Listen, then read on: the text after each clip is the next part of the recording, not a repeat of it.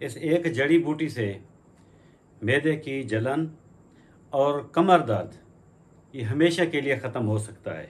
ये जड़ी बूटी दूध पिलाने वाली माँओं के लिए भी बहुत ज़्यादा मुफीद है। अस्सलाम वालेकुम, मैं हूं मुजाहिद खान और आप देख रहे हैं यूट्यूब चैनल राइजिंग सन। उम्मीद करता हूं कि आप सब खैर खैरियत से होंगे। अल्लाह ताला आपको अपनी हिफ्ज़ व मान में रखे। सबसे पहले मैं शुक्रगुज़ार हूं उन बहन भाइयों का जिन्होंने मुझे दुआएं दी और इसके साथ ही अपने व्यूअर्स का शुक्रगुज़ार हूं जिन्होंने मेरी वीडियो को पसंद किया। तो आज की जो वीडियो है ये कमर दर्द और मैदे की जलन या तबखीर या दूसरे लफ्ज़ों में अल्सर भी कह सकते हैं, उनकी ट्रीटमेंट के बारे है, वो भी सिर्फ एक जड़ी बूटी से। इस जड़ी बूटी से जो है मैंने अपना इलाज 2011 में किया था, तो सोचा कि इस तजर्बे को जो है वो आपके साथ शेयर ज़रूर किया जाए, क्योंकि कमर दर्द का मसला भी ये आम है और मैदे की जलन या मैदे की तेज़ाबियत जो है ये तो बहुत ज़्यादा ही अब कॉमन हो गई है। तो मैं आपको थोड़ा सा 2011 में लिए चलता हूँ कि अप्रैल 2011 में मेरी कमर में दर्द शुरू हुआ और उसके बाद वो बढ़ते बढ़ते ये पोजीशन हो गई कि मैं एक रात सोया तो सुबह उठने में मुझे इतनी मुश्किल पेश आई कि मैं करवट तक भी तब्दील नहीं कर सकता था और मैं खुद से उठ भी नहीं सकता था। इतनी ज़्यादा पेन मुझे फील हो रहा था। तो ज़ाहिर है फिर मैं अस्पताल गया, डॉक्टर्स के पास, कुछ उनने चेकअप किया, मेडिसिन भी दी और मुझे कोई ख़ास फ़र्क नहीं हुआ। मेडिसिन अगर मैं इस्तेमाल करता तो हल्का फुल्का जो है वो दर्द कम हो जाता, लेकिन उसके बाद जब मेडिसिन का असर ख़त्म होता तो दर्द फिर बढ़ने लगता। तो मुझे फिजियोथेरापिस्ट के पास भी भेजा गया, उनसे भी मुझे कोई फ़ाका न हुआ।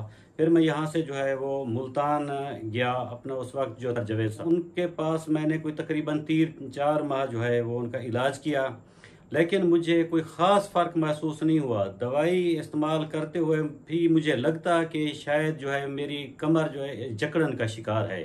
दर्द तो बिल्कुल कम हो गया था। अच्छा, इसके साथ जो है वो मुझे एक और फिर मसला बन गया। गर्मियों की रातें थीं तो तकरीबन 10 बजे सोते और 10 बजे से सुबह 4 बजे नमाज के टाइम तक जो है वो मुझे 4 बार वाशरूम जाना पड़ता छोटे पेशाब के लिए। तो मेरी नींद भी पूरी नहीं हो रही थी, मैं बहुत ज़्यादा परेशान था और मैदे की जलन जो है वो भी बहुत ज़्यादा बढ़ गई थी। शायद उन अद्वियात का असर होगा, क्योंकि 3-4-5 टैबलेट जो है वो एक टाइम में खानी पड़ती थी। तो उस सूरत हाल में जो है वो मेरे हाथ नुस्खा लगा सीतावर का। जी, ये जड़ी बूटी है सीतावर, इसका जो है होमलैंड वो को हिमालय है और ये बांग्लादेश में भी होती है, यानी पहाड़ी इलाकों में होती है। तकरीबन पहाड़ के कोई बताते हैं 4 किलोमीटर जो है वो उसके दायरे के अंदर ये होती है। अच्छा, मैं पंसार के पास गया, उनसे सीतावर लेके आया, तो इसका जो तरीका इस्तेमाल है वो भी मैं आपको बताता हूँ। अच्छा, मैं आपको पहले तो वो जड़ी बूटी दिखा दूँ। ये मेरे पास मौजूद है, ये इस रंग की होती है, सीतावर इसे बोलते हैं। ये जो अच्छी क्वालिटी की है, इसमें भी बहुत सी क्वालिटी होती हैं, कुछ ख़राब भी लोग ले आते हैं जो कच्ची होती है। ये जो है ये बिल्कुल एक्यूरेट है, ये गोल्डन कलर की। तो मैंने ये नुस्खा क्योंकि निहार मुँह इस्तेमाल करना था, फिर ये ऑयल में घी में तल के इसके मालपूड़े बना के जो है वो निहार मुँह खाने थे। एक तो एसिडिटी थी, उससे मैं भी डर रहा था कि फिर निहार मुँह एक मीठा और ऑयली चीज़ मैं कैसे खाऊंगा। तो मैंने फिर इस्तेमाल तो क्या, ज़ाहिर है इतना मुझे पेन था। पहले ही दिन 12 बजे जो है वो मुझे भूख लगने लगी, जो कि मुझे 3 बजे तक भी नहीं लगती थी।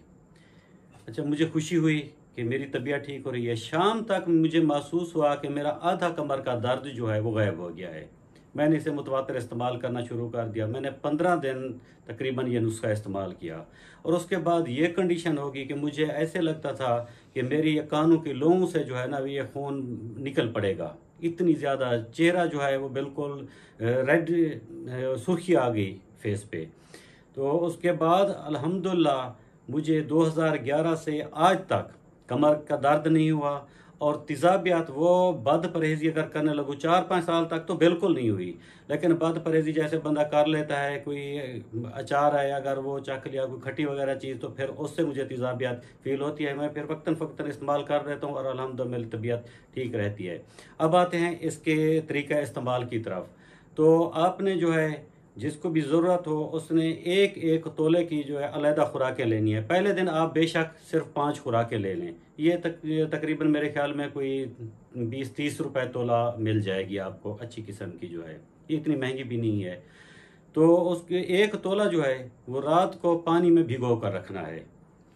सुबह उठकर उसको जो है वो पानी उसका वो नरम हुई पड़ी होगी, तो एक जिसमें वो ठंडाई बनाते हैं, सरदाई बनाते हैं ना, इस इधर तो हम उसे दौर सोटा बोलते हैं, जिसमें वो बादाम वगैरह रगड़ रहे होते हैं।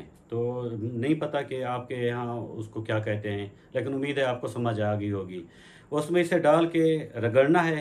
तो बारीक आटा या मैदा इनको उसमें शामिल करना है, साथ में जो है वो चीनी भी शामिल कर लेनी है। ये उसका एक पतला सा कवाम बन जाएगा। ये भी इसके अच्छा ये है कि इसमें छोटे छोटे रेशे टाइप भी रहते हैं, उनको आपने निकालना नहीं है।